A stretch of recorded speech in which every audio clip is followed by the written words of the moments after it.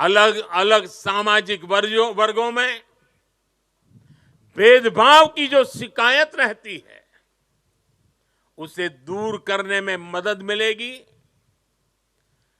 देश की एकता और मजबूत होगी, देश और आगे बढ़ेगा, देश एकता से संकल्पों को सिद्ध करेगा। साथियों, आज पूरे देश को खुशी है कि आजादी के 7 दशक बाद देश में एक देश, एक संविधान का संकल्प भी पूरा हुआ है। सरदार साहब की आत्मा को मेरी यह सबसे बड़ी श्रद्धांजलि है। देशवासियों को पता नहीं है 70 साल तक बाबा साहब आंबेडकर का संविधान पूरे देश में लागू नहीं हुआ था। संविधान की माला जपने वालों ने संविधान का ऐसा घोर अपमान किया था। कारण क्या था? जम्मू कश्मीर में आर्टिकल 370 की दीवार, आर्टिकल 370 जो देश में दीवार बन के खड़ी थी, संविधान को यहां रोक देती थी, वहां के लोगों के अधिकारों से उनको वंचित रखती थी। वो धारा 370 को हमेशा हमेशा के लिए जमीन में गाड़ दिया गया है। पहली बार वहां इस विधानसभा चुनाव में बिना भेदभाव को वोट डाले गए। पहली बार जम्मू कश्मीर में मुख्यमंत्री ने आजादी के 75 साल के बाद पहली बार भारत के संविधान की शपथ ली है। ये दृश्य अपने आप में भारत के संविधान निर्माताओं को अत्यंत संतोष देता होगा, उनकी आत्मा को शांति मिलती होगी और ये भी संविधान निर्माताओं के प्रति हमारी नम्र श्रद्धांजलि है। मैं इसे भारत की एकता के लिए एक बहुत बड़ा और बहुत ही मजबूत पड़ाव मानता हूं। जम्मू कश्मीर की देशभक्त जनता ने अलगाव और आतंक के बरसों पुराने एजेंडे को खारिज कर दिया है। उन्होंने भारत के संविधान को, भारत के लोकतंत्र को विजयी बनाया है। अपने अपने वोट से 70 साल से चल रहे अपप्रचार को ध्वस्त कर दिया है। मैं आज राष्ट्रीय एकता दिवस पर जम्मू कश्मीर के देशभक्त लोगों को, भारत के संविधान पर सम्मान करने वाले लोगों को बहुत ही आदरपूर्वक सैल्यूट करता हूं। साथियों, बीते 10 साल में भारत ने ऐसे अनेक मुद्दों का समाधान किया है जो राष्ट्रीय एकता के लिए खतरा थे। आज आतंकियों के आकाओं को पता है कि भारत को नुकसान पहुंचाया तो भारत उन्हें छोड़ेगा नहीं। आप नॉर्थ ईस्ट में देखिए कितने बड़े संकट थे।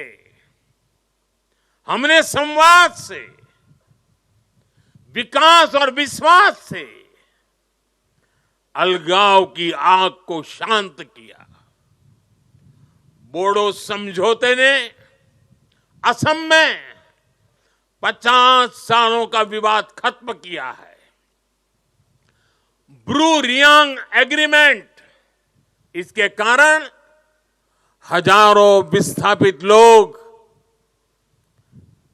अनेक दशकों के बाद अपने घर लौटे हैं। National liberation front of Tripura से हुए समझौते ने लंबे समय से चल रही अशांति खत्म की है।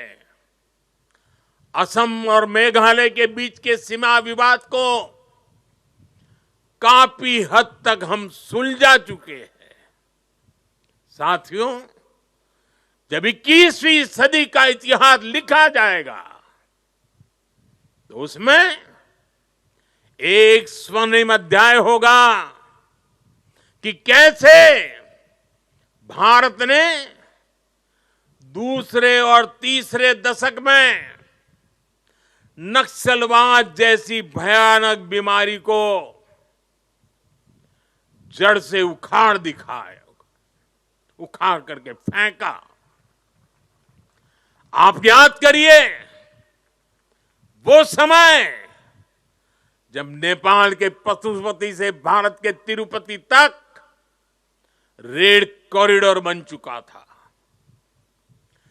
जिस जनजातीय समाज ने भगवान बिरसा मुंडा जैसे देशभक्त दिए, जिन्होंने हमारे सीमित संसाधनों के बावजूद भी देश के हर कोने में मेरे आदिवासी भाई बहनों ने आजादी के लिए अंग्रेजों से मुकाबला किया, ऐसे जनजातीय समाज में सोची समझी साजिश के तहत नक्सलवाद के बीज बो गए, नक्सलवाद की आग भड़काई गई। ये नक्सलवाद भारत की एकता और अखंडता के लिए बहुत बड़ी चुनौती बन गया था। मुझे संतोष है कि बीते 10 साल के अथक प्रयासों से आज नक्सलवाद भी भारत में अपनी अंतिम सांसें गिन रहा है। आज मेरा आदिवासी समाज उसे भी दशकों से जो प्रतीक्षा थी, वो विकास उसके घर तक पहुंच रहा है और इससे बेहतर भविष्य का विश्वास भी पैदा हुआ है। साथियों, आज हमारे सामने एक ऐसा भारत है जिसके पास दृष्टि भी है, दिशा भी है। इतना ही नहीं, इसके साथ जो जरूरी है, दृष्टि हो, दिशा हो, लेकिन उसे जरूरत होती है दृढ़ता की। आज देश के पास दृष्टि है, दिशा है और दृढ़ता भी है। ऐसा भारत जो सशक्त भी है, ऐसा भारत जो समावेशी भी है, ऐसा भारत जो संवेदनशील भी है, ऐसा भारत जो सतर्क भी है, जो विनम्र भी है और विकसित होने की राह पर भी है। ऐसा भारत जो शक्ति और शांति दोनों का महत्व जानता है। दुनिया भर में मची भारी उथल पुथल के बीच सबसे तेज गति से विकास करना ये सामान्य बात नहीं है। जब अलग अलग हिस्सों में युद्ध हो रहे हो, तब युद्ध के बीच बुद्ध के संदेशों का संचार करना सामान्य नहीं है।